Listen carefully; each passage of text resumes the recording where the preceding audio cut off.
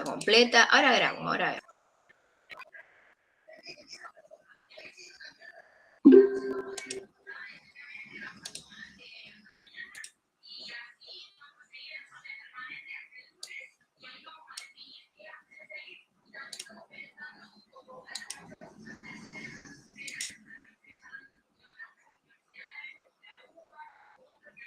Bueno. Aquí, el aula de instituciones de derecho privado 1. Recuerden que está diseñado de forma tal de representarles un recorrido que inicia, desarrolla y concluye, y por lo tanto pueden ir y venir en el desarrollo del aula virtual con sus contenidos, tanto que puedan repasar desde la primera clase o ir avanzando de forma cronológica o en el orden que prefieran, que los contenidos están a su disposición las 24 horas, sean las clases grabadas como los recursos que ustedes tienen a su disposición en el aula virtual.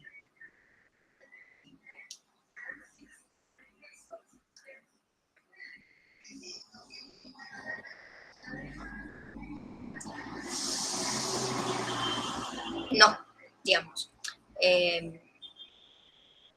Para ir concluyendo, estamos atravesando lo que quedaba para cerrar el módulo 2 y el inicio, desarrollo y conclusión del módulo 3. En pleno viaje tenían que participar en este foro de actividad, una actividad que implica antes visitar estos sitios web sugeridos porque pueden ustedes hacer un recorrido desde X o en Instagram o aquí mismo en la página de Facebook del organismo, a ver qué problemáticas están reflejadas en estos sitios relacionadas con el derecho consumeril. Veo que han participado, que intervienen en el foro y han titulado uso indebido de datos personales,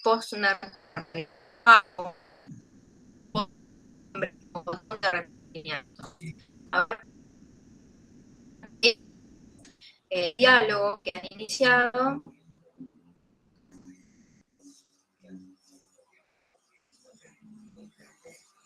y aquí hay toda una intervención y la réplica. Bueno, es un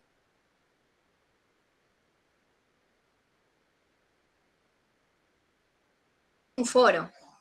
Ustedes los del sitio oficial del organismo, problemáticas relacionadas con el derecho del consumidor, conflictos usuales, y que se ven reflejados en esas páginas de modo de información, orientación para el consumo, como forma de advertencia ante determinadas situaciones, mantener en alerta al consumidor y educarlo, orientarlo y brindarle información para el consumo.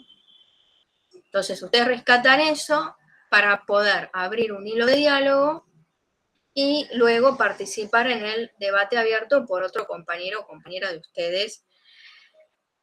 Ahora, lo que sigue después es una actividad diferente.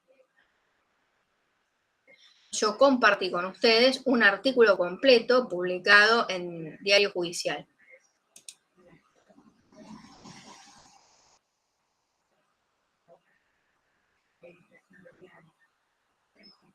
Ustedes en esta misma página o en cualquier otra que a ustedes les parezca, googleando en internet, pueden encontrar tantas otras publicaciones semejantes a esta. Bueno, y ustedes eligen una para comentar de qué trató y citar la fuente. como dice aquí. Referencia bibliográfica, artículo publicado en Diario Judicial el 24 de mayo del 2022. Y aquí tienen una breve descripción acerca de lo que trató este caso.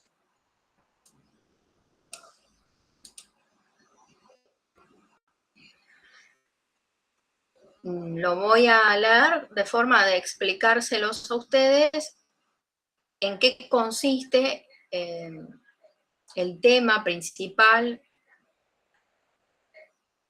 de esta publicación. Se titula Incumplimiento a un clic de distancia. Aquí está la fecha de publicación. Aquí donde ha sido publicado el artículo, la fecha, ¿no? Fue el 24 de mayo del 2022 y aquí abajo un breve copete, una descripción acerca de lo que trata el artículo. Compró una notebook y le cancelaron la compra por un error, entre comillas, en el precio. Va a poner en cuestión esto si es error o no es un error. El juez rechazó la demanda por considerar que era una equivocación y habría enriquecimiento sin causa. Ahora la Cámara Comercial obligó a la empresa a entregarle una de iguales características. Quizás ustedes se detienen en esto. ¿Qué es esto de enriquecimiento sin causa? Y ahí se frena. No, no se frenen. Continúen la lectura porque más abajo explica acerca de qué significa. En un nuevo fallo de la Cámara Nacional de Apelaciones en lo Comercial, Sala E, con voto de estos jueces, se ordenó a la firma, a la empresa, que entregue una notebook de la misma marca y características similares o superiores a la publicada por la empresa en una plataforma, en diciembre de 2018. Sin embargo, los camaristas desestimaron el reclamo de daño moral y punitivo. De este párrafo surge que, bueno, el consumidor inicia un juicio. Lo que no dice aquí, y sí se los comento, es que para iniciar un juicio previo hubo una conciliación, una instancia de mediación, conciliación, que finalizó sin acuerdo. Y entonces el requerente tiene un acta de cierre sin acuerdo que le habilita la vía judicial. Distintos son los motivos por los cuales el requerente no quiso arribar a un acuerdo. Puede ser que la empresa no se haya presentado, puede ser que se haya presentado. Si se presentó, puede concluir sin o con acuerdo. Sin acuerdo, o la empresa no hizo ningún ofrecimiento, o hace un ofrecimiento y no convence al requerente de forma de decir, bueno, me quedo aquí con un acuerdo sin tener que avanzar necesariamente en una demanda judicial. Bueno, concluye sin acuerdo, inicia una demanda en tribunales. En primera instancia se resolvió algo en particular que no lo convence, apela, va a una segunda instancia y aquí es este fallo de la Cámara Nacional de Apelaciones en lo comercial Sala E, con el voto de estos jueces, que decidió algo en particular. Vamos a ver si revirtió o no lo que se dijo en primera instancia. Se trató de los autos, es decir, expediente, caratulado así, en orden los actores, es decir, quien impulsó este juicio, que inició con la demanda el juicio, reclamaron que la empresa cumpla con un contrato de compraventa celebrado en forma digital, entre ambos a través de una plataforma, en donde los consumidores adquirieron una computadora portátil con este valor. cuando el precio real, según la compañía, era de este otro valor, por lo que la misma procedió a cancelar la compra y devolver el dinero. El juez de primera instancia de grado acuo, es lo mismo, el juez de primera instancia, desestimó la demanda por negar que existiera una publicidad engañosa. Se trató de una equivocación, dijo el magistrado, y que obligar al pago significaría un enriquecimiento sin causa del consumidor y un ejercicio abusivo de su derecho. Desestimó la demanda porque niega que existió una publicidad engañosa y que trató de una equivocación. Habiéndose apelado la cuestión, dice aquí, por los actores y también por el Ministerio Público Fiscal, en esas apelaciones, bueno, argumentaron distintas cuestiones, que no se aplicó el beneficio de gratuidad al consumidor. A ver, de lo explicado en clases anteriores, en los principios que les fui enunciando, desarrollando, estaba el principio de gratuidad.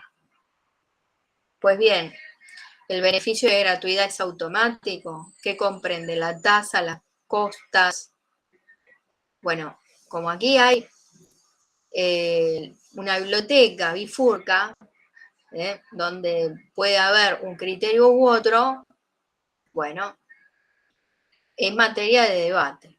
¿Qué se aplicó incorrectamente el derecho a encuadrarse como un caso de publicidad engañosa cuando ninguna de las partes así lo presentó?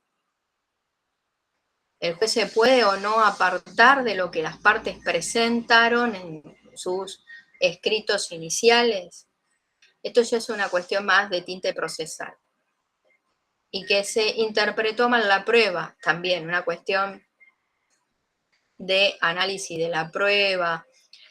Hay cuestiones que al momento de decidir si llegar a un acuerdo o no en una instancia de conciliación, se reflexionan, se deberían analizar, tener en cuenta, porque en general uno sale de una mesa de negociación cuando lo que tiene afuera es mejor, le ofrece una mayor oportunidad y no tanta incertidumbre. Pero bueno, al iniciar un juicio hay preguntas abiertas. Por ejemplo, cómo se habrá de interpretar el beneficio de gratuidad, qué es lo que va a comprender. Por otro, el tiempo de duración de un juicio en primera instancia, lo que demoraría apelar en el caso de tener un pronunciamiento desfavorable, cómo se va a aplicar el derecho, porque el derecho lo va a aplicar un tercero y lo va a interpretar un tercero, no sabemos cómo ni cómo va a ser. Y el tema de la prueba, se abre una etapa probatoria, este es un juicio ordinario, y ya solo nombrar a un perito implica primero la designación, notificarlo, que asuma el cargo, va a pedir vista al expediente hasta que dictamine, etcétera, etcétera. Se abren incidentes. Y bueno, estas son cuestiones que se evalúan, deberían ser motivo de reflexión al momento de decir, bueno, llego a un acuerdo acá o se avanza judicialmente. Aquí, en este caso, no hubo un acuerdo, no lo logró solucionar extrajudicialmente, tiene el acta de cierre que le habilita la vía judicial y decide impulsar un juicio. En primera instancia, la resolución le es favorable porque el juez de grado de primera instancia desestima la demanda, la rechaza, yo diría, más que desestimar o rechazar, porque eso sería como decir in limine, yo digo que la sentencia más bien le fue desfavorable no es que le denegó no le negó la demanda. No utilizaría estos términos, pero sí dictaminó no a su favor, ¿no? Porque dice, niega que existiera una publicidad engañosa. Así que apeló. Bueno. Los camaristas estuvieron de acuerdo, es decir, los jueces de la sala que van a entender en esa apelación, estuvieron de acuerdo en que se trataba de un caso sobre un contrato digital y donde se discutía el alcance de la oferta, por lo que el juez de grado se habría apartado del objeto del expediente.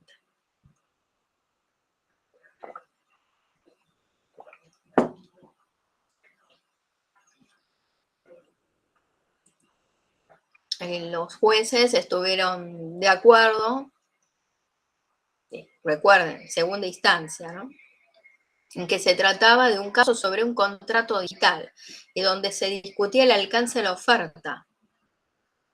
Recordaron que en estos contratos, y esto lo voy a resaltar porque para ustedes es importante, hace a su materia en particular, el clic implica la aceptación del acuerdo electrónico con un contenido predispuesto, siendo equiparable a la forma expresa de revelar y exteriorizar la voluntad de quien realiza la acción, contando el consumidor con el botón de arrepentimiento y el plazo de ley para cancelar su aceptación.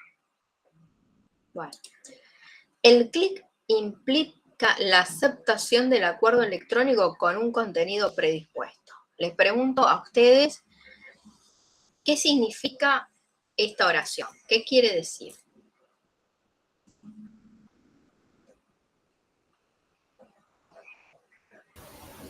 Que se está aceptando, es un contrato de adhesión, está aceptando la oferta. Muy bien, muy bien. Aquí hay un contrato de adhesión, como bien has dicho, que el clic implica adherir y que hay un contenido predispuesto. Es decir, que el adherente no ha participado en la redacción de esas cláusulas o de su contenido. Y bueno, si la compra dependiera de la confirmación final del vendedor, como éste lo alegaba, se verificaría que aquella se autoasigna una potestad extralegal decisoria y definitoria de la operación que colisiona con el carácter vinculante que tiene una oferta para quien la emite y durante el tiempo en que se realiza. Existiendo contrato, destacaron que el artículo 975 del Código Civil y Comercial impide al ofertante retractar la oferta dirigida a personas indeterminadas, si no es efectuada de manera simultánea, por lo que su retractación en el caso resultó tardía. Finalmente, sobre el finalmente sobre el error invocado, como la empresa no listó activamente para probar el mismo, limitándose a utilizarlo como una defensa más, no se aportó prueba que permita comparar con otras publicaciones o canales de venta para que se evidencie de que se trataba de un error y no una acción de marketing, por lo que no se puede invalidar el acto. Acá hay una cuestión probatoria. Bueno, aquí en esta publicación se cita el artículo 10 bis. Aplicando el artículo 10 bis, optaron por forzar el cumplimiento del contrato o si no fuera posible obligar a dar otro producto equivalente, pero rechazaron los daños reclamados por ser analizados con carácter restrictivo, en el caso del daño moral, etc. Vamos a leer el artículo 10 bis y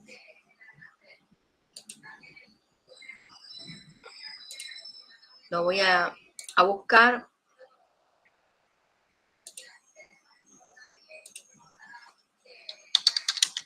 Ley 24.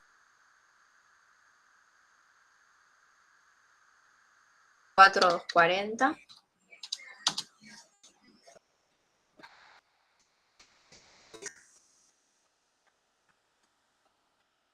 El daño cognitivo, el daño moral no es objeto de esta materia, eso no.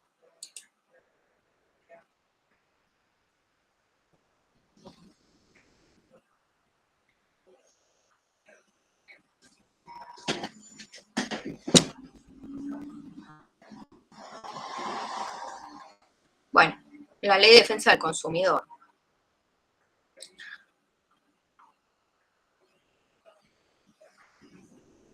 Nosotros hemos avanzado sobre el artículo primero con el concepto de consumidor,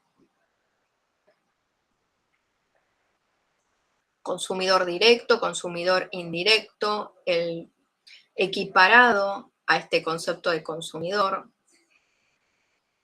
tanto lo que dice aquí como lo que dice de esto el Código Civil y Comercial, que hay una sección específica destinada a los sujetos equiparables a este concepto de consumidor para el tema de prácticas comerciales abusivas. Después caracterizamos la relación de consumo. Les desarrollé los principios de la materia.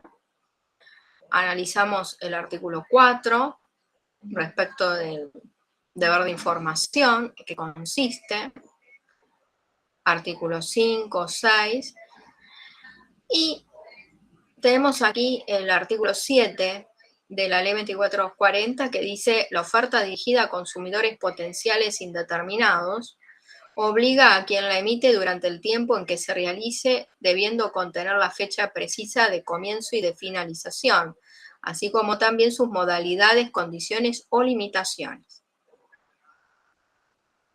Es decir, la oferta obliga al oferente. Incluso se entiende que es parte integrante del contrato, aunque no se haya reproducido la oferta en su totalidad en sus cláusulas. El artículo 8 nos habla de las consecuencias o efectos de la publicidad. Las precisiones formuladas en la publicidad o en anuncios, prospectos, circulares u otros medios de difusión se tienen por incluidas en el contrato con el consumidor y obligan al oferente. En los casos en que las ofertas de bienes y servicios se realicen mediante un sistema de compras telefónicas, por catálogos o por correos, publicados por cualquier medio de comunicación, deberá figurar el nombre, domicilio y número de quit del oferente. El artículo 8 bis, trato digno. Los proveedores deberán garantizar condiciones de atención y trato digno y equitativo a los consumidores y usuarios. Deberán abstenerse de desplegar conductas que coloquen a los consumidores en situaciones vergonzantes, vejatorias o intimidatorias. No podrán ejercer sobre los consumidores extranjeros diferencia alguna sobre precios, calidades técnicas o comerciales o de algún otro tipo, etc. Y el artículo 10 bis dice: el incumplimiento de la oferta o del contrato por el proveedor, salvo caso fortuito o fuerza mayor, es decir, el hecho que no ha podido preverse o que de previsto no se pudo evitar, no se pudo evitar, faculta al consumidor a su libre elección a lo siguiente: elegir el cumplimiento forzado de la obligación, siempre que ello fuera posible, aceptar otro producto o prestación de servicio equivalente, rescindir el contrato con derecho a la restitución de lo pagado.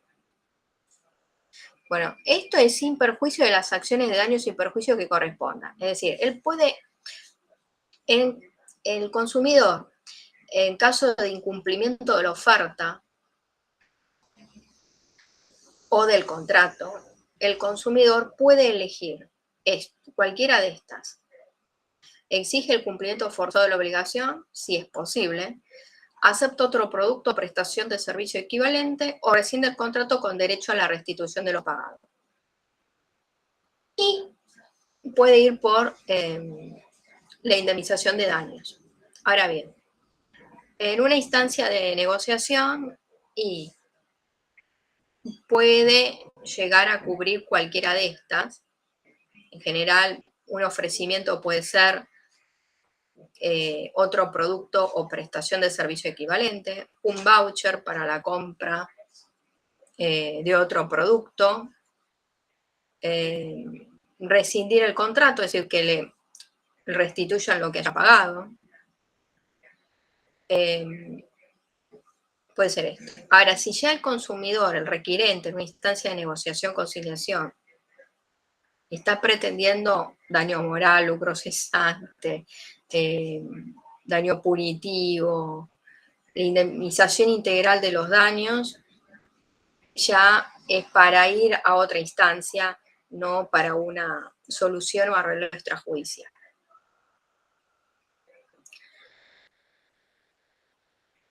Bueno.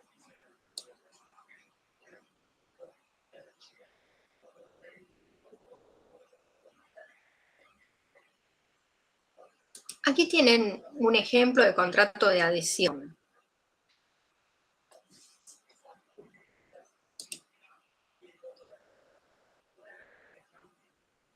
Que me lo descargué de los términos y condiciones que publica Google para poder crearte una cuenta de Gmail. Bueno, esa cuenta de Gmail les permite a ustedes, a mí, estar aquí ahora conversando en una videollamada de Meet, porque tenemos una cuenta de correo, Gmail, más los servicios que ofrece Google de MySpace, es decir, Word, Excel, PowerPoint, el Calendar, el Meet, todos estos servicios son posibles a partir de la generación de una cuenta de correo que la podés generar identificándote. Incluso para poder participar de algunas redes sociales, solo con asociarte a una cuenta de correo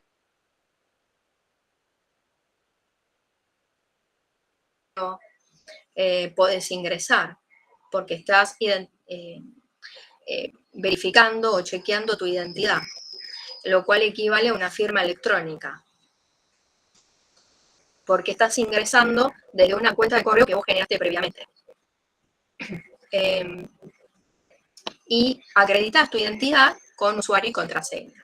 Y eso te permite, te posibilita tener la cuenta de Gmail, usar los servicios de Google, pero también asociarte a otras redes sociales. Y por supuesto, cuando ustedes se bajan otros aplicativos al celular, como banca en internet, para hacer un pago electrónico, transacciones, o para ingresar a una red social, para tener el acceso, necesitas verificar tu identidad, que sos vos. Y lo chequean con usuario y contraseña, lo cual equivale a una firma electrónica. Aquí les dejé esto como modelo para que lo tengan presente, que es todo esto lo que ustedes suscriben cuando se generan una cuenta de correo electrónico. Que en general no se lee, se pasa muy por arriba, porque la idea es tener acceso, poder ingresar para poder hacer todo esto, de estar acá, estudiar, trabajar, organizarte a través del calendar o usar otros servicios que de pronto estén asociados a tener una cuenta de correo y verificar tu identidad. Y cuando damos clic, aceptamos a estos términos y condiciones.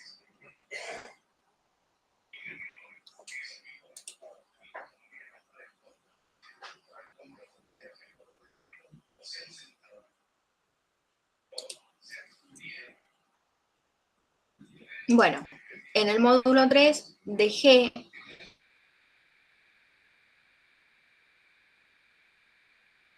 otra publicación del consumidor.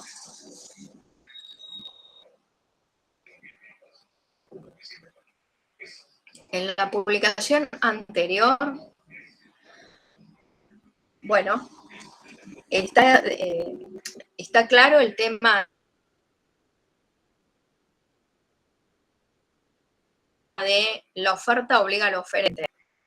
Entonces, yo estoy visitando una página de una agencia de turismo, me gustó un paquete turístico, llamé por teléfono, me encuentro con otra cosa que no es la que está publicada.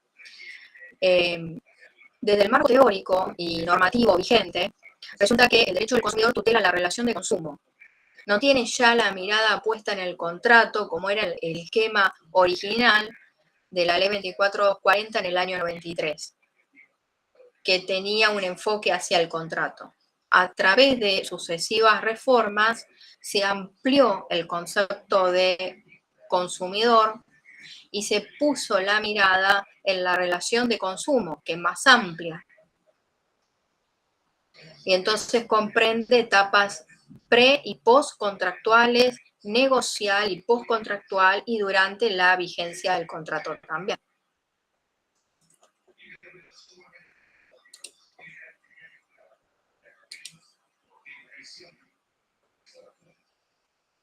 ¿Cuánto te llevaría a leer todos los términos y condiciones de las aplicaciones más populares en tu celular? Bueno, nuevamente tengan presente siempre de leer dónde está publicado este artículo, la fecha, quién lo publica y fíjense que tienen distintos paratextos que son el título, el copete y bueno, acá está acompañado de una imagen de alguien sosteniendo un celular y seguramente está recorriendo distintos aplicativos y se va a bajar uno. Antes de descargar cualquier aplicación o comenzar a utilizar un servicio, sería recomendable leer estos términos para entender a qué nos estamos comprometiendo.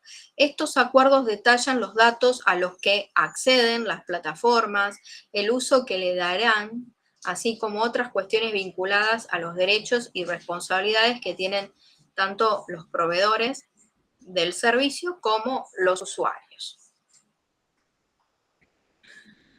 Bueno, etcétera, etcétera, ¿no? Básicamente, en torno a esto gira esta publicación. Habilité otros materiales de lectura que son este archivo PDF que contiene 2 publicaciones.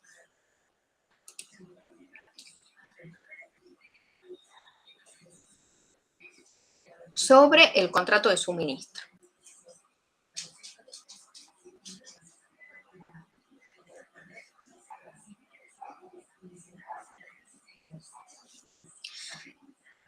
Y está pensado para que ustedes vean el antes y el después. Primero, Gabriel Stiglitz en el año 1989, es decir, estaba en vigencia un doble régimen jurídico, el Código Civil y el Código de Comercio.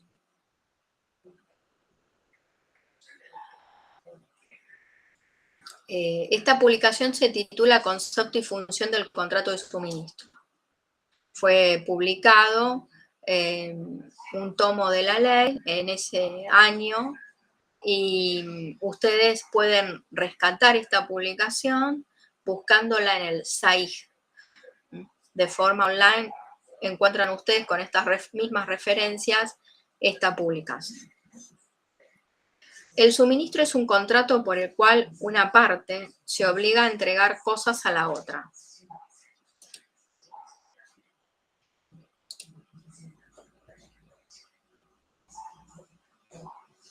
Bueno.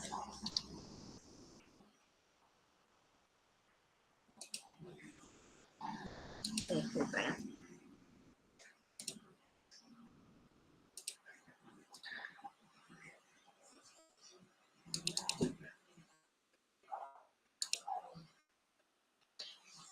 Aquí está la definición de suministro, que es una definición que Gabriel Stiglitz pintó, retrató acerca de este contrato en un momento donde el suministro no estaba legislado. Era un contrato atípico, innominal, no estaba regulado. Así que sucedía en la diaria, en la vida cotidiana, pero no tenía una previsión legal. El suministro es un contrato por el cual una parte se obliga a entregar cosas a la otra, en forma periódica o continuada, y ésta a pagar un precio por ellas. Les pregunto a ustedes, ¿a qué contrato se parece? ¿A qué otro contrato se puede parecer?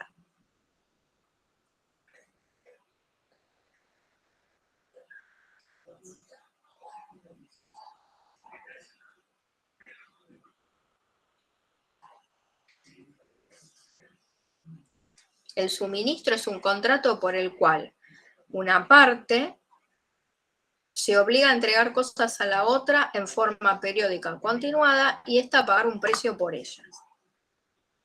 Al de ¿No le compraventa. suena a otro contrato?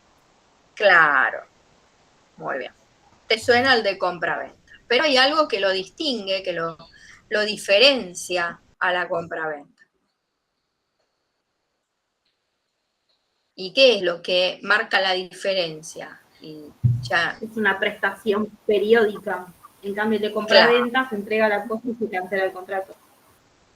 muy bien.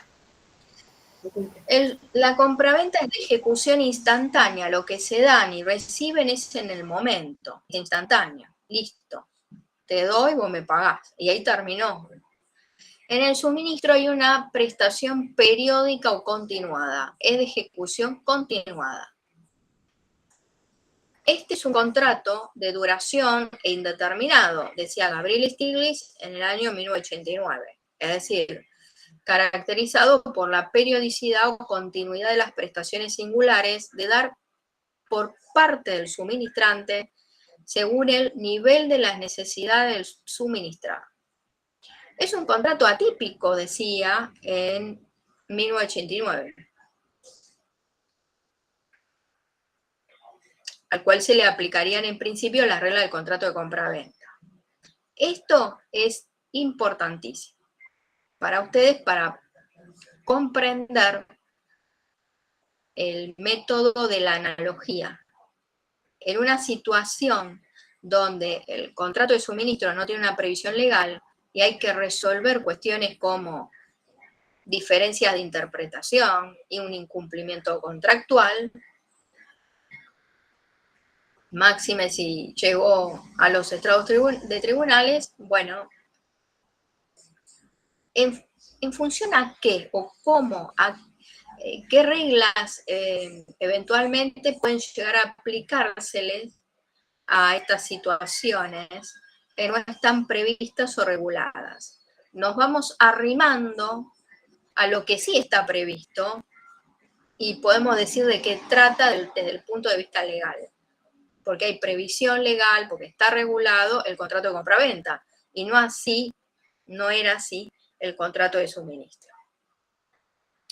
Entonces se arrimaban al contrato de compraventa para saber cómo podía resolverse con las reglas que estaban sí previstas en el código. Siendo una organización de trabajo destinada a asegurar la entrega misma y en la cual el suministrado recibe un servicio, se aplica también la regulación de la alocación de servicios. ¿Por qué? Y bueno, si lo que va a suministrar es un servicio y lo más afino, lo que nos acerca más a algo que está regulado era la alocación de servicio. Cuando el suministro traslada no la propiedad, sino el goce, corresponde atenerse al régimen de locación de cosas.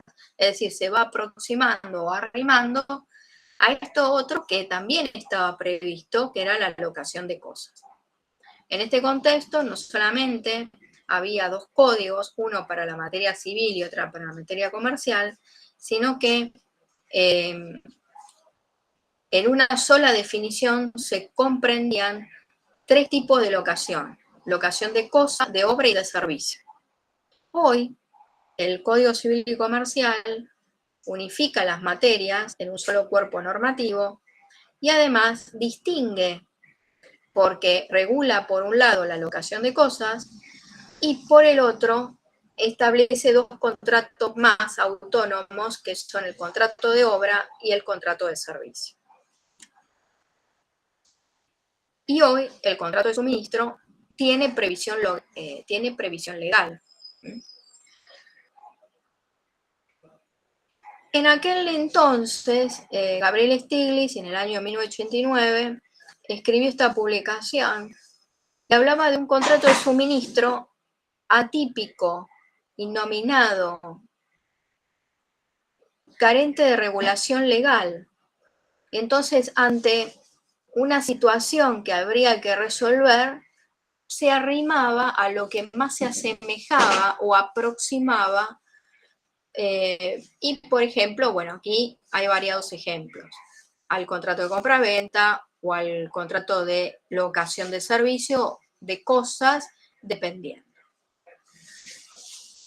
Entonces, como dice aquí, es decir, que a falta de regulación especial es necesario recurrir en materia de suministro a las pautas de los contratos combinados, en los cuales una de las partes se obliga a varias prestaciones correspondientes a distintos tipos de contratos, mientras que el otro contratante se obliga a una prestación unitaria. Más adelante vamos a mencionar los nombres de las partes y van a reforzar qué tipo de prestación está a cargo de cada una de ellas.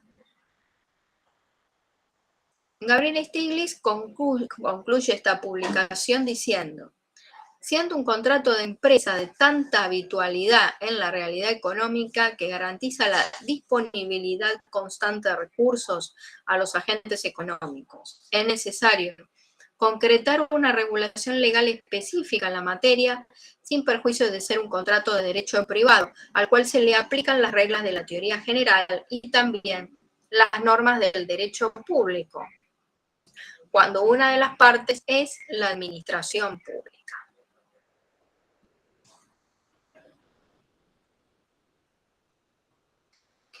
Bueno, Gerbaudo publica el contrato de suministro en el Código Civil y Comercial en el año 2016. Aquí la realidad es otra, porque el contrato de suministro sí está previsto en el Código Civil y Comercial. Ya en el año 2016 hay un código que unifica las materias civiles y comerciales en un solo cuerpo normativo que regula el suministro, y aquí Gerbaudo nos va a comentar acerca de este contrato a partir del 2016, y dice: la República Argentina vivía un proceso de recodificación del derecho privado. Y esto se concreta con la sanción de la Ley 26.994. El contrato que está analizando presenta una gran trascendencia en el mundo de las empresas debido a que asegura el aprovisionamiento de materias primas o productos indispensables para la continuación de la explotación. Garantiza la disponibilidad constante de elementos indispensables para la continuación de la producción, la energía. Vale decir que garantiza la disponibilidad constante de elementos indispensables para la actividad industrial o su comercialización.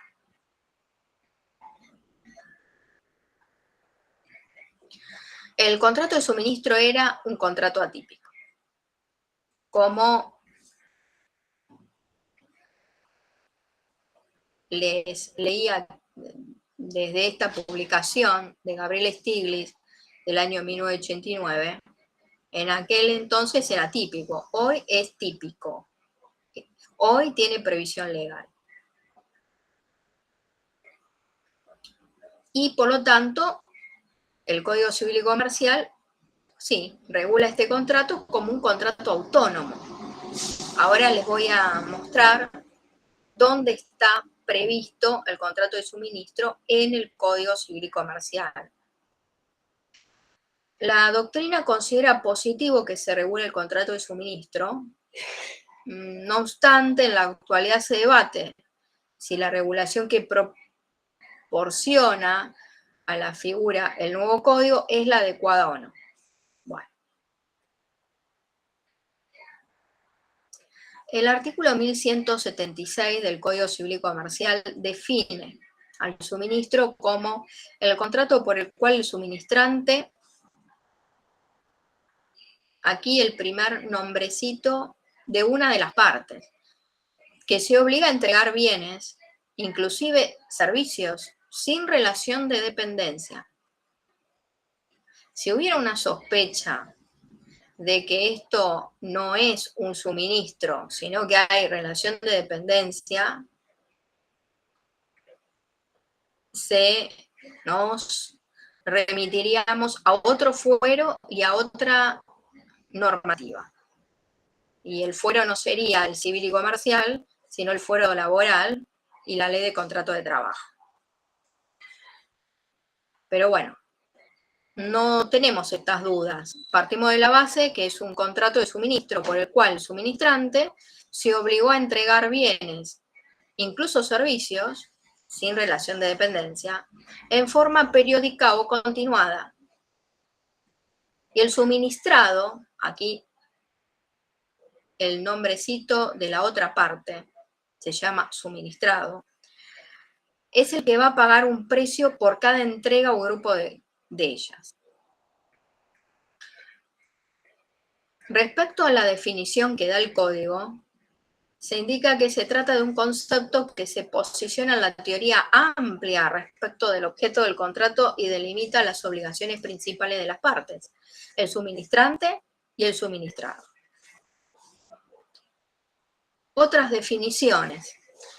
Aquel contrato por el cual una de las partes, denominada suministrante, se obliga a realizar prestaciones periódicas o continuadas de cosas a favor de la otra, denominada suministrado, y ésta a pagarle por ello un precio en dinero.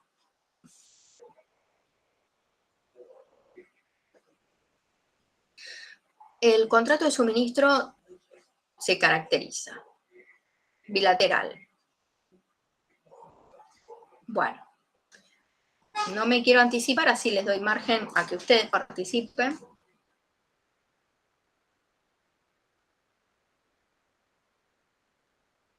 ¿Cómo caracterizarían el contrato de suministro?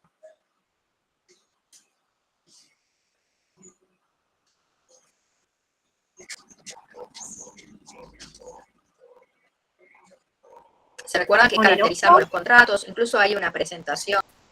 Ah, bueno. Entonces, dijiste oneroso. Bueno, ¿por qué este contrato es oneroso? Está bien. Decime, ¿por qué es oneroso este contrato?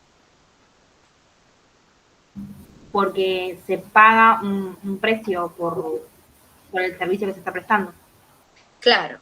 O el bien. Claro. Bueno, en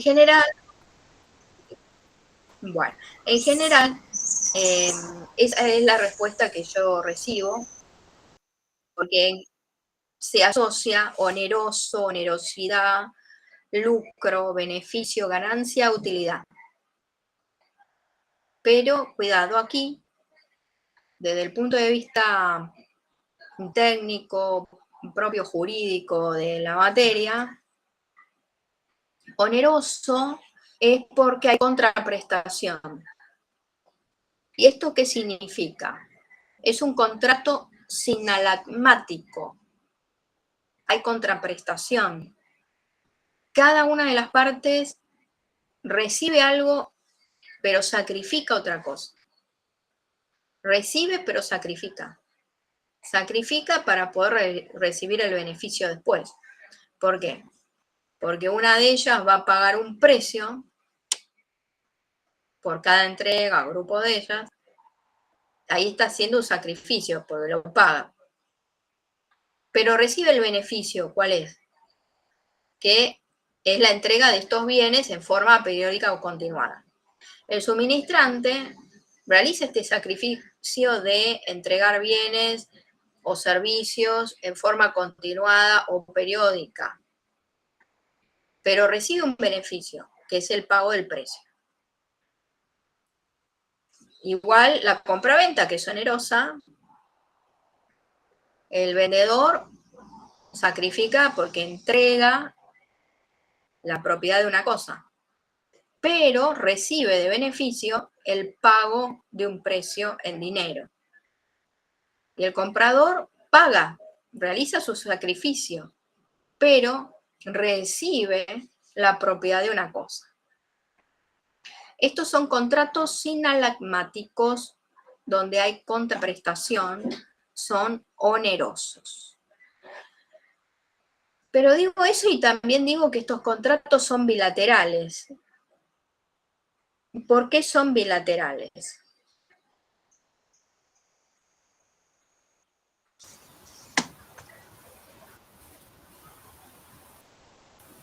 Porque hay obligación de ambas partes. Bueno, muy bien. Perfecto. Porque hay obligación para ambas partes.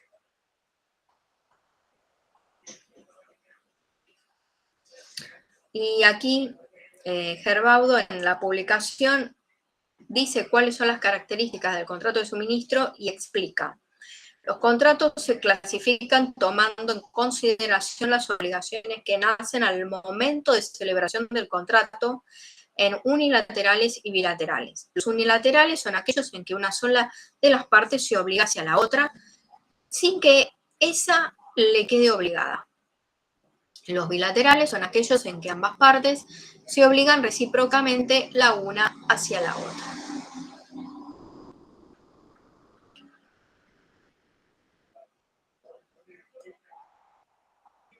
Este contrato es consensual. El contrato se perfecciona con el mero consentimiento. ¿Qué es el consentimiento?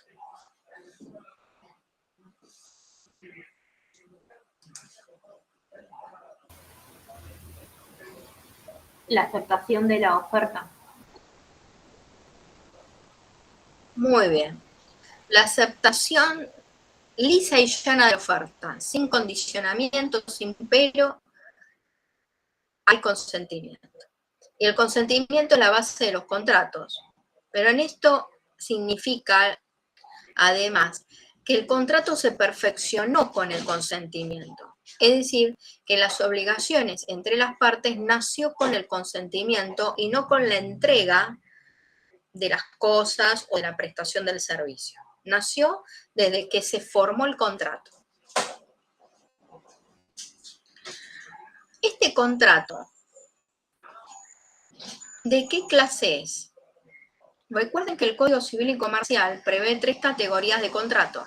Está el contrato paritario o discrecional, el contrato de adhesión y el contrato de consumo.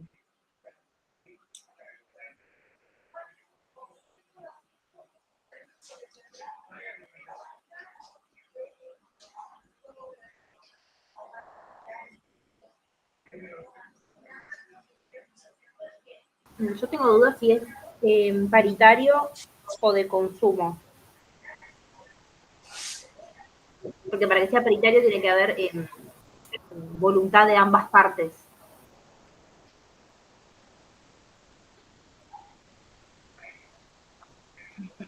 ¿Y el resto qué opina?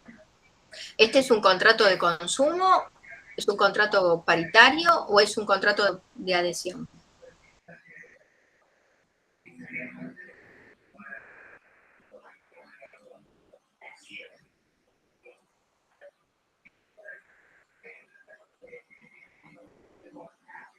Aquí hay consumidor.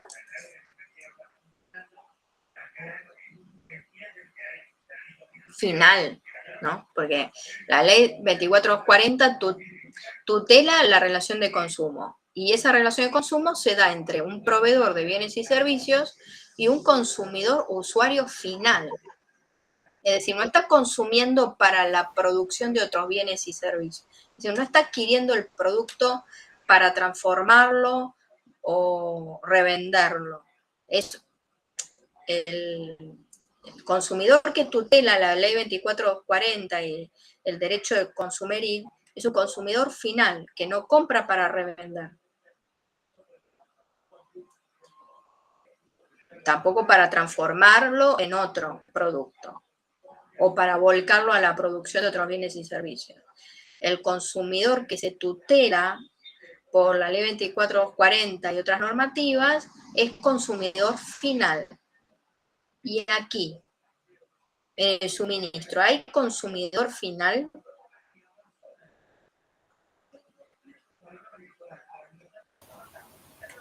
Yo entiendo que no, porque más arriba decía que podían venderse productos o energía para transformar los productos, entonces sería paritario en ese caso, Bueno, porque no cumple con claro. que haya ¿Cuál un es consumidor final.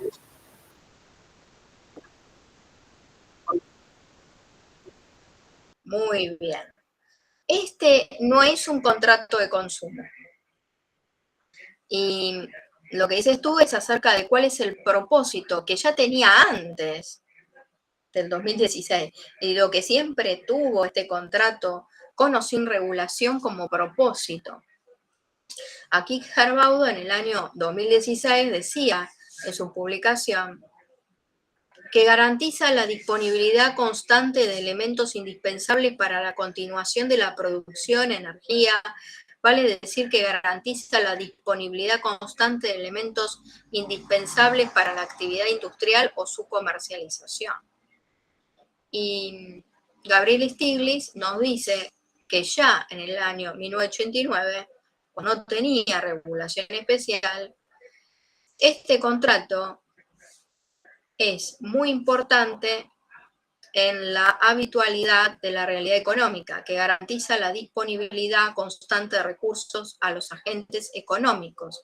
Es necesario concretar una regulación legal específica en la materia, etcétera, etcétera. Entonces, este no es un contrato de consumo. Este es un contrato paritario o discrecional.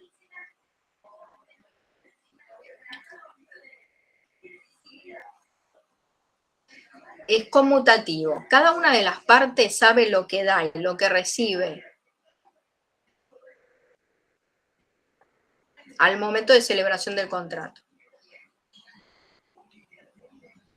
Este es un contrato informal. Lo pueden celebrar de palabra. La verdad que no hay ninguna exigencia legal y esto ya es decir mucho. El Código Civil y Comercial continúa el principio de libertad de formas. Si no dice nada, es libre cada quien de celebrarlo como le parece. Ahora, la práctica, lo útil, lo más razonable es que al ser un contrato de larga duración, lo pongan por escrito.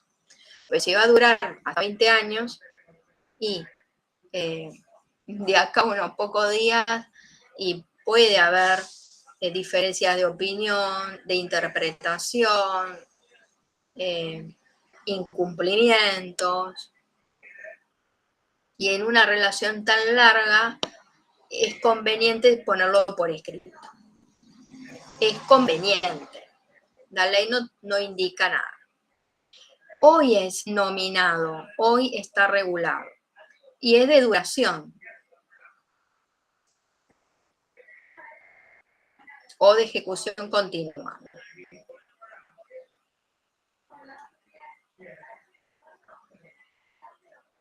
Repasamos. Lo opuesto de bilateral es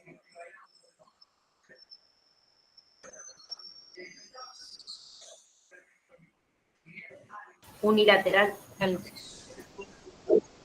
Muy bien. Lo opuesto de consensual es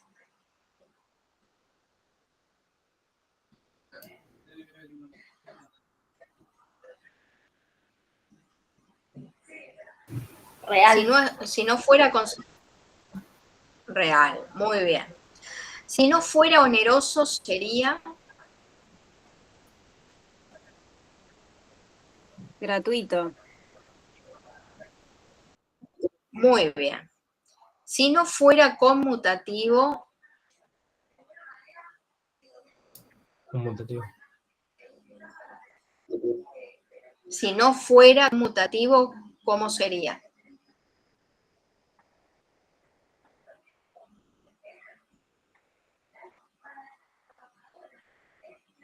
Aleatorio. Aleatorio. ¿Qué contratos?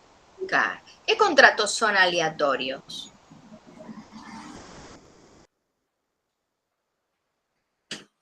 Los seguros. El seguro, los seguros son aleatorios, el contrato de juegos y apuestas y el de renta vitalicia también. Este es un contrato informal. Hay contratos que sí hay que respetar una forma que la ley indica, como por ejemplo la fianza, la locación, la cesión.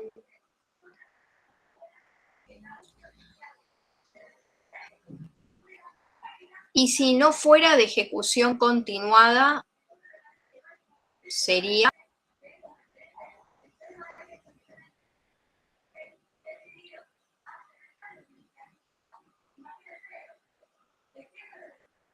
de ejecución instantánea. Bueno. Las partes aquí son el suministrante, suministrado. El objeto del contrato. El objeto del contrato de suministro está dado por los bienes o servicios que el suministrante se obliga a proporcionar al suministrado y por los cuales este último se obliga al pago de un precio. Los bienes pueden ser entregados en propiedad, uso o locación. En cuanto a los servicios, pueden ser objeto de este contrato siempre que no implique una relación de dependencia. El plazo puede durar hasta 20 años.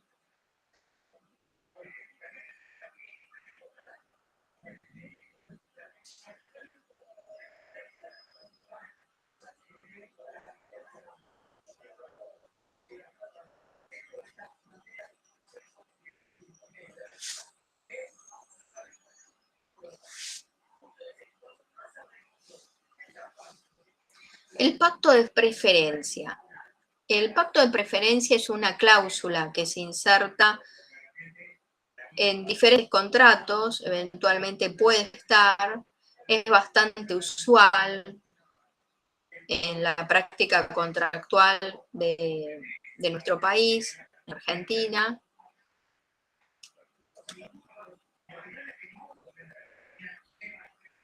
Y aquí Gerbaudo dice que esta cláusula es una herramienta contractual muy utilizada aquí.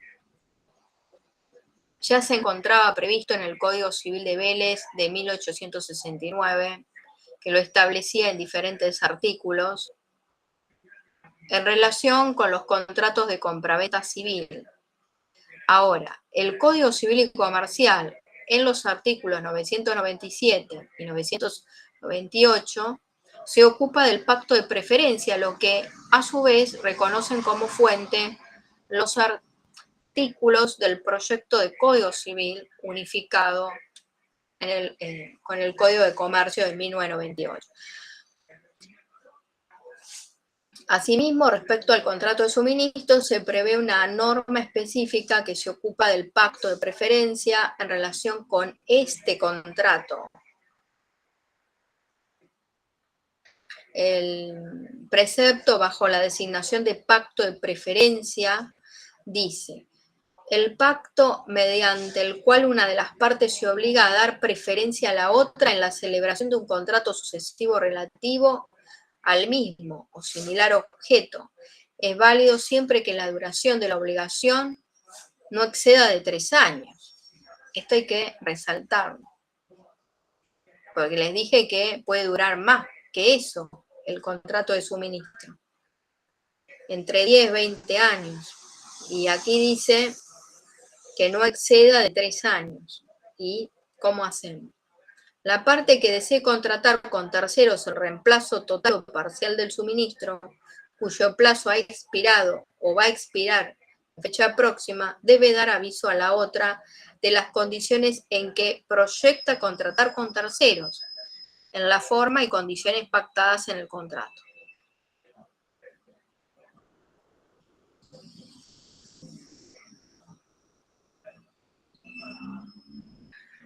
Claro, la pregunta está abierta. ¿Puede superar los plazos máximos establecidos por esta ley?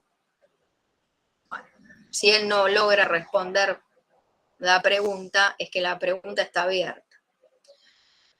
Ahora, a continuación, trabaja los temas rescisión y resolución en el contrato de suministro. Bueno, el artículo 1183 dispone lo siguiente. Si la duración del suministro no ha sido establecida expresamente, cualquiera de las partes puede resolverlo, dando aviso previo en las condiciones pactadas, y si no, conforme los usos del lugar.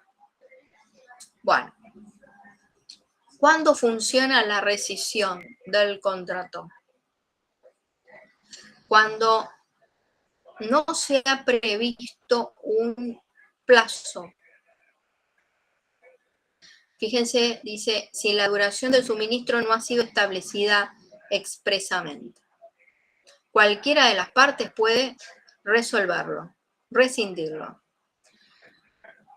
A continuación, sí va a tratar la resolución y presten atención, hay una dinámica, hay un juego entre los artículos 1184 y 1185 del Código vigente.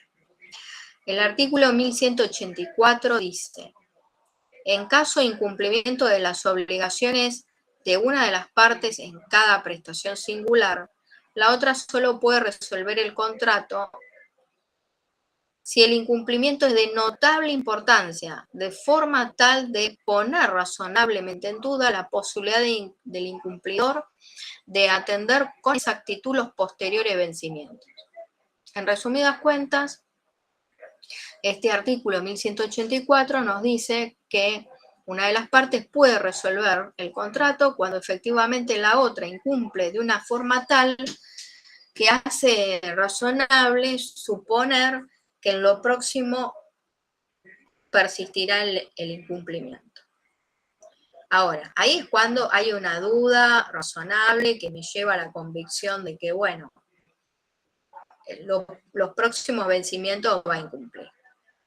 Y si este incumplimiento no es tan relevante, dice el artículo 1185 lo siguiente: si los incumplimientos de una parte no tienen las características del artículo anterior, en la otra solo puede suponer sus prestaciones hasta tanto se subsane el incumplimiento, etcétera, etcétera. Aquí el artículo 1185 nos dice que si el incumplimiento no es tan grave, de forma que no le hace suponer que en lo próximo no va a cumplir, bueno, directamente suspende, no resuelve el contrato. Las normas supletorias siempre funcionan porque, bueno, deja abierta la posibilidad de aplicar eventualmente otras reglas previstas para otros contratos, haciendo uso de la analogía. Y el artículo 1186 dice: en tanto no esté previsto en el contrato o en las normas precedentes, se aplican a las prestaciones singulares.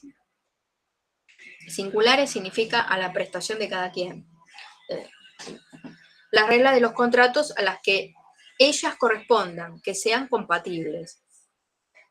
Y bueno, dependiendo de cuál es la naturaleza de esa prestación, nos acercaremos o a las reglas de la compraventa, si por ejemplo estoy pensando en la determinación del precio, o si estoy pensando en la naturaleza de quien tiene que entregar determinada cantidad de cosas y me voy a arrimar a las reglas de la compraventa relacionado con la entrega de la cosa.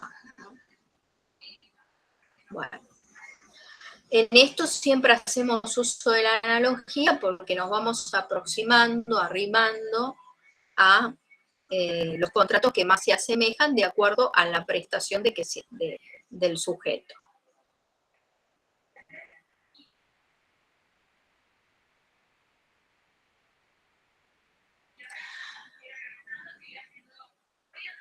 En esta publicación yo resalté dentro de las referencias bibliográficas este libro,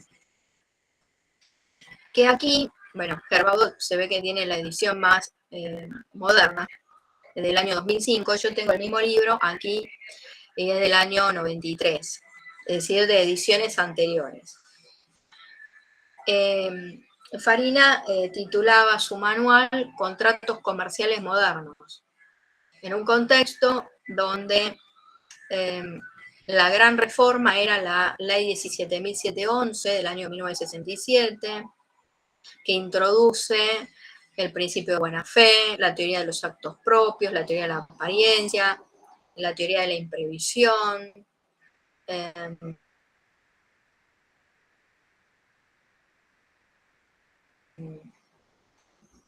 va a mirar el eje en el sistema de responsabilidad civil del factor de atribución subjetivo, donde necesariamente había que determinar el dolo y la culpa en la producción del daño, a un sistema diferente, donde el eje es el daño y se invierte la carga probatoria y ya no es necesario probar dolo o culpa, sino la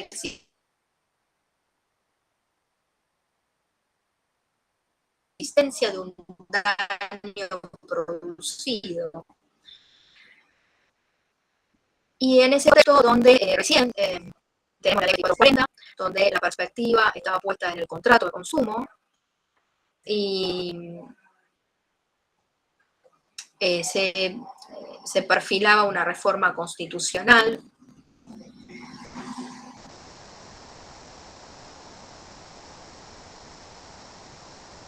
En el año 94, año en que también se reglamenta la Ley de Defensa del Consumidor.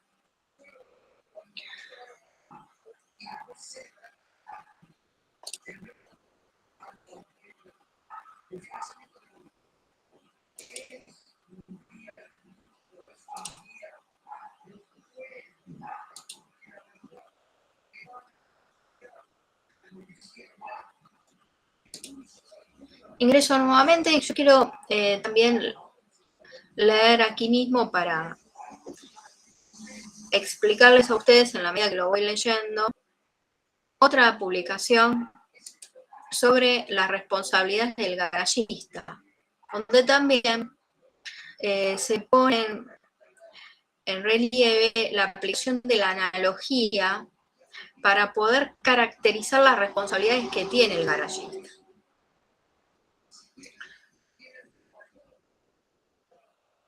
No voy a leer la publicación, que es bastante más extensa, me voy a detener en algunos párrafos de esa presentación.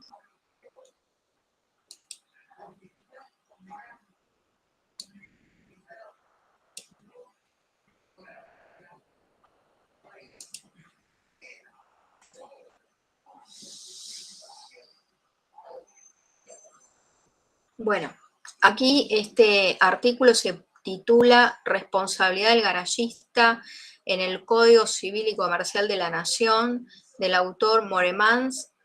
Este fue publicado en Revista Argentina de Derecho Civil en agosto del 2018.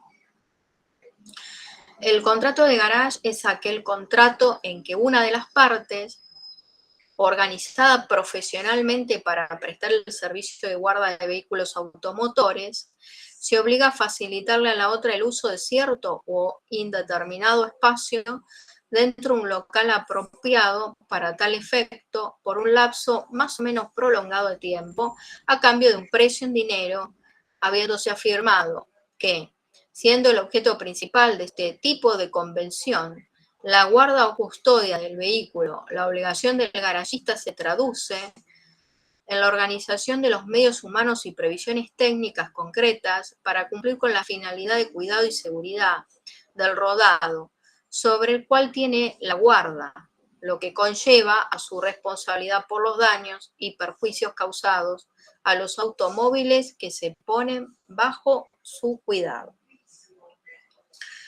De toda esta caracterización que es pintar el contrato de garage o el garage a como sucede en la diaria, y nos está recreando también otro contrato, pues se asemeja bastante a otro contrato.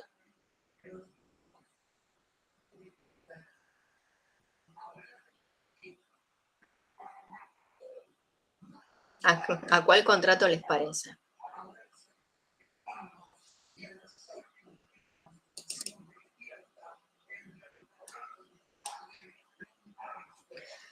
Es aquel contrato en que una de las partes, organizada profesionalmente, etcétera, etcétera, se obliga a facilitarle a la otra el uso de cierto indeterminado espacio dentro de un local para un lapso más o menos prolongado de tiempo a cambio de un precio, habiéndose afirmado que siendo el objeto principal de este tipo de convención la guarda o custodia del vehículo, la obligación del garagista se traduce en la organización de los medios humanos y previsiones técnicas para cumplir con la finalidad de cuidado y seguridad del rodado. Aquí se repiten algunas cuestiones, son verbos. Cuidado, bueno, es un sustantivo, bueno. Cuidado, guarda, seguridad,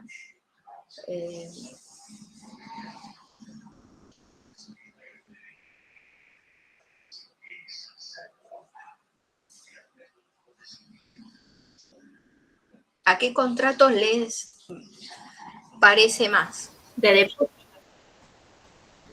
¿Al qué? Disculpa. De depósito. Muy bien. Dentro de la clasificación de depósito, ¿qué tipo de depósito sería?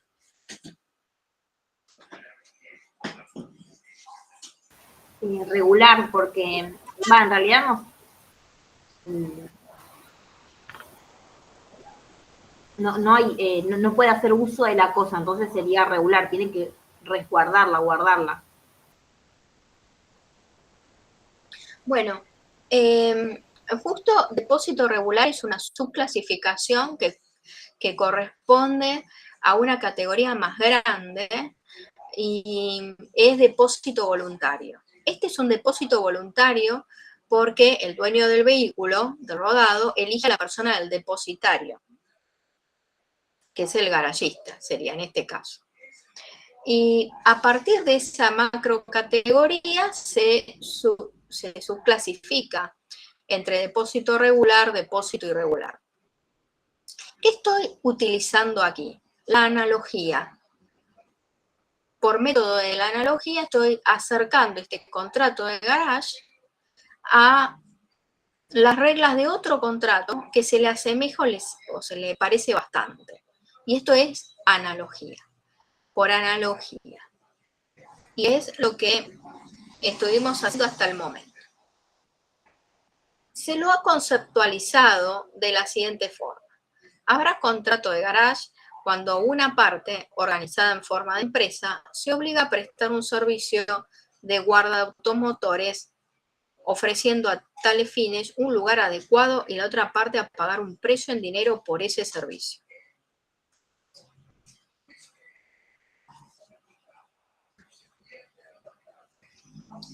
Entonces, por un lado se observa que la persona se obliga a prestar ese servicio. Esa persona puede ser una persona humana, una persona jurídica, desarrolla su actividad en forma profesional de empresa, tiene fines de lucro, comprometiéndose a la guarda del automotor. La existencia de otra persona que utiliza determinado o indeterminado espacio dentro del local perteneciente al garagista para ocuparlo con su vehículo. Y la guarda del vehículo, es decir, el objeto nuclear del contrato es la custodia. O sea que el dueño del rodado confía. De hecho, algo notable en el contrato de depósito es la confianza. Uno deposita una cosa suya en otro porque le tiene confianza. Si no, no lo haría.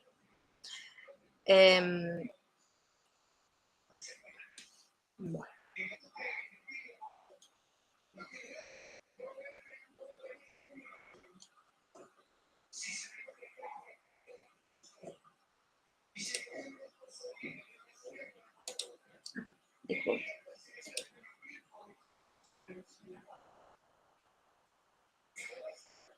Bueno, ahora en la sección de actividades y lecturas sugeridas,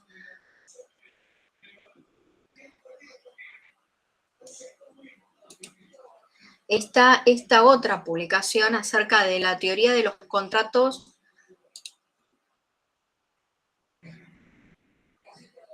y esta publicación me sirvió de base para poder generarles a ustedes un material que está en el módulo 2 como resumen, que es un libro que ustedes pueden ir hojeando página por página en relación a la forma de interpretar los contratos, cláusulas generales, particulares.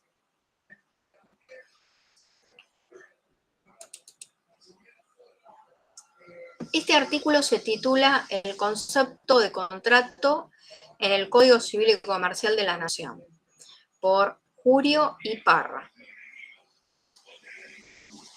En el sumario ustedes van a encontrar el esquema de todo lo que contiene este artículo, que es una ponencia, los paratextos, resumen, las palabras claves, en español, inglés, la referencia de los autores.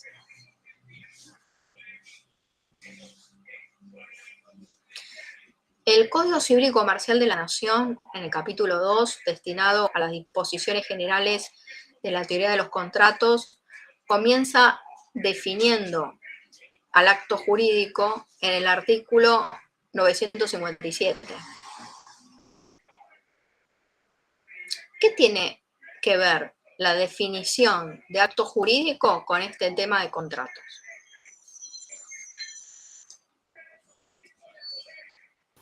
El contrato es un acto jurídico.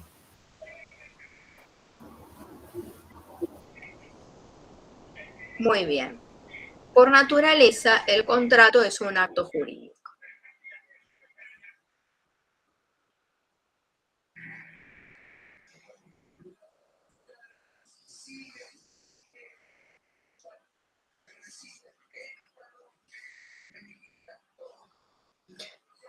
Porque cumple con todas las notas características de los actos. Es un hecho humano, voluntario, lícito, acto jurídico. Y en el gran conjunto de los actos jurídicos tenemos los contratos. Bueno. El artículo 958 plasma el principio de libertad de contratación, la fuerza vinculante del artículo 959, reforzando el principio general de la autonomía de la voluntad, va enunciando cuestiones que tienen que ver con la teoría clásica. La teoría clásica corresponde al contrato paritario o discrecional, donde partimos de la base que el mismo ha sido celebrado en pie de igualdad. Entonces, los cocontratantes deciden qué nombre ponerle al contrato, se ponen de acuerdo en la redacción de las cláusulas y finalmente lo suscriben.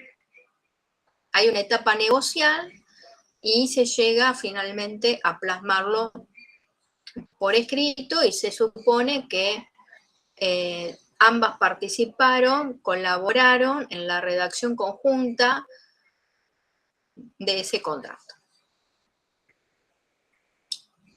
La libertad de contratación el derecho de reunión, de asociarse con fines útiles o benéficos. Son derechos civiles que están reconocidos en la Constitución Nacional y también en tratados internacionales que tienen jerarquía constitucional, que han sido incorporados a la Constitución a partir de la reforma del año 94 y que forman parte del derecho objetivo, que es el corolario que nos permite pensar en un ejemplo o en casitos particulares de situaciones concretas donde el sujeto, el otro sujeto han decidido, firmaron X contrato. Y esto está posibilitado por ese marco objetivo. Desde el punto de vista del derecho subjetivo, pensamos en sujeto A, sujeto B, en sus prestaciones a cargo, en base a lo que han suscrito, a lo que firmaron. Y ustedes pueden traer al recuerdo distintas situaciones, pero son todas muy particulares, donde el derecho subjetivo es la facultad que cada uno de esos sujetos tiene como titular del derecho de reclamarle al otro el cumplimiento de una prestación. La fuerza vinculante del contrato es que el contrato es ley para las partes y además tiene un efecto relativo entre ellas. Digamos que el contrato produce efectos o es productor de obligaciones para cada una de las partes que lo firmaron. Los terceros están ajenos a esto, salvo que tuvieran un interés legítimo, como sería el caso de un acreedor de una de las partes, especialmente cuando el contrato es de disposición, es decir, que implica la salida de bienes del patrimonio, porque recuerden que el principal interés, el único interés del acreedor es la satisfacción de su crédito. Y después hay normativas que contornean, bordean este principio de la autonomía de la voluntad. Porque si bien la autonomía de la voluntad de las partes es plena, es libre, etc., hay normativas de orden público e interés general que las partes a través de sus acuerdos no pueden modificar, como por ejemplo los plazos de prescripción.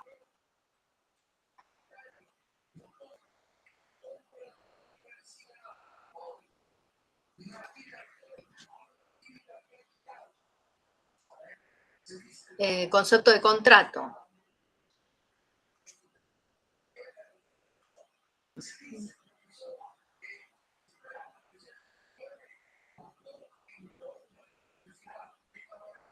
Bueno. ¿Cómo se llaman las partes en el contrato de adhesión?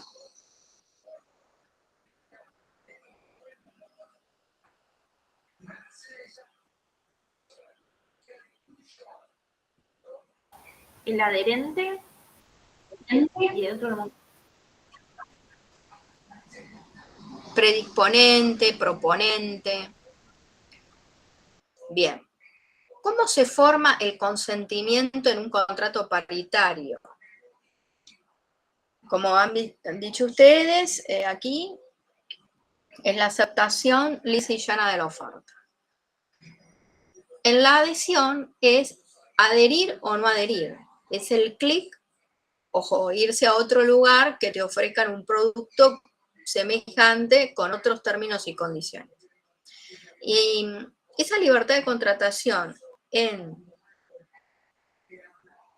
el mundo del consumo es posible en tanto y en cuanto esto esté posibilitado, es decir, que tenga la posibilidad de correrme a otra empresa competidora que me ofrezca un servicio semejante, un producto parecido, con otros términos y condiciones, porque de lo contrario no será posible. Por eso es que al proteger o tutelar la libre competencia, indirectamente los derechos del consumidor. Eso dice el artículo 3 de la ley 24/240. Bueno.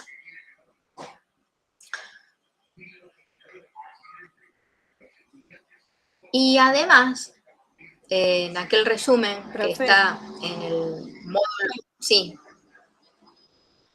Sí. Perdón, me tengo que retirar de la clase. ¿Te dejo mi nombre en el chat para el presente? Sí, sí, por favor, no hay problema. Dale, muchas gracias. De todas formas, no de nada. De todas formas, cuando se abre el Meet y ustedes ingresan, automáticamente se genera un registro de asistencias. Es así. Ah, está bien, bueno, no sabía. Gracias. Claro, no de nada. Ahora, contorneando al momento de formación del consentimiento en contratos de adhesión, y los contratos de consumo también son de adhesión, se tiene en cuenta trato digno, no discriminación y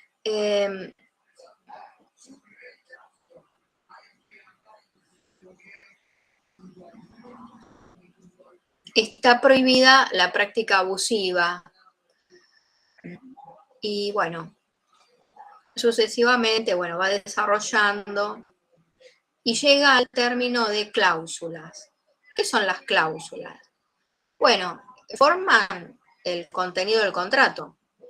Ahora, la pregunta es la siguiente. ¿Una cláusula por predispuesta es abusiva?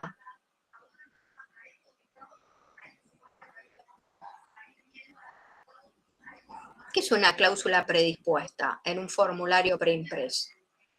¿Eso determina que sí o sí va a ser abusiva la cláusula? No, creo que esté predispuesta quiere decir que es de esa forma, no tenemos, no me siento con la otra parte a debatir entre los dos las cláusulas. Son estas cláusulas y hay que aceptarlas. El adherente no ha participado en la redacción de esas cláusulas y lo que hace el proponente es proyectar. Por eso el formulario preimpreso con las cláusulas generales predispuestas, que debería estar publicitado de forma que el cliente potencial tenga la posibilidad antes de leerlo, y además debe ser términos y condiciones autosuficientes, de forma de que no haya que remitirse a documentos previos. Y forma parte del deber de información del proveedor hacia los consumidores. Recuerden, al principio fue el principio de buena fe.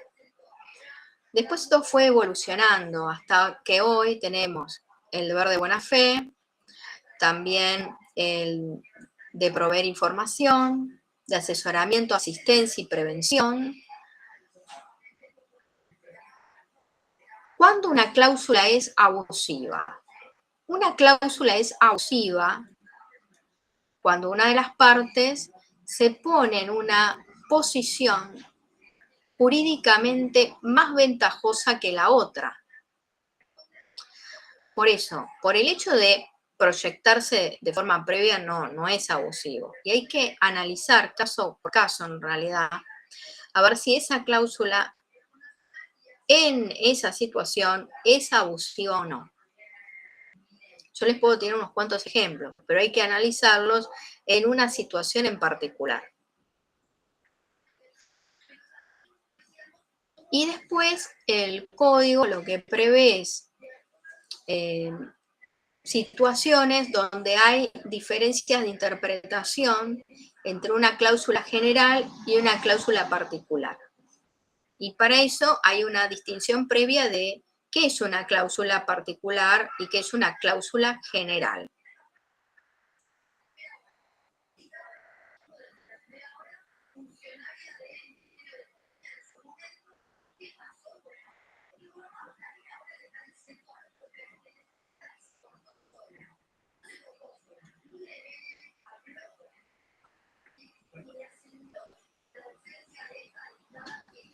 Bueno,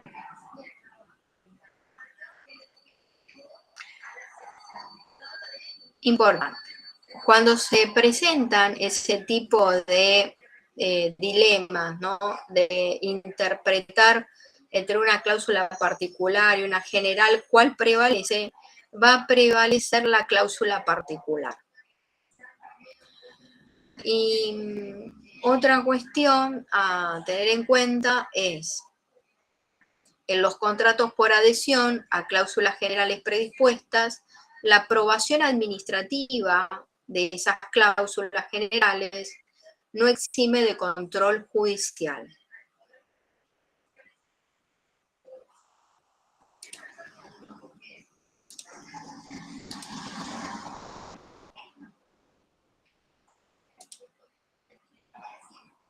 Entonces,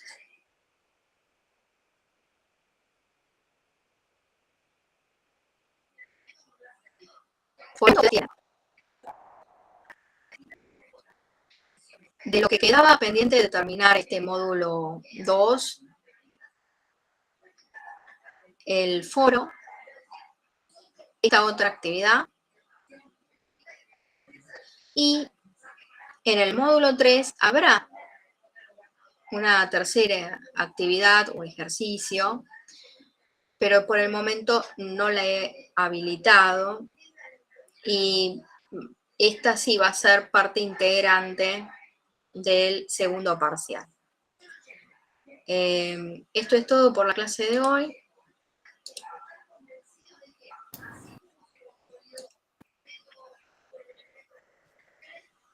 Buenísimo. Bueno, gracias, profe. Chao, profe. Nos vemos. Chau, chau. No, de nada. Le mando un saludo. Chao, chao. Chao. Chao, hasta luego.